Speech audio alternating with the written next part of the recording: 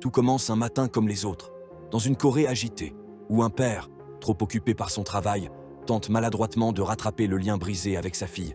Pour son anniversaire, il accepte de l'emmener voir sa mère, abusant.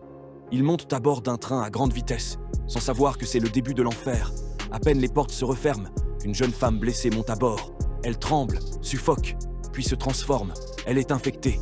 Et elle n'est pas seule, en quelques minutes. Le virus se propage dans les wagons. Les passagers se transforment en créatures affamées, rapides, impitoyables. La panique éclate. Ce train, censé les mener vers un refuge, devient un piège lancé à toute vitesse vers l'inconnu. Le père, sa fille, un couple aimant, une femme enceinte, un adolescent joueur de baseball. Tous vont devoir s'unir ou mourir. Ils se battent pour passer de wagon en wagon. Ils affrontent des zombies, mais aussi la peur, l'égoïsme et la lâcheté humaine. Car parfois, les monstres ne sont pas ceux qu'on croit. À chaque arrêt, ils espèrent être sauvés.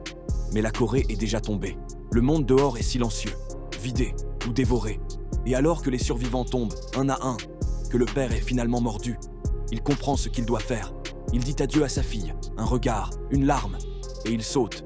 Le train arrive enfin à Busan. Seule la fillette et la femme enceinte survivent. Deux silhouettes, marchant lentement dans un tunnel, où l'on ne sait pas s'il reste encore de l'espoir.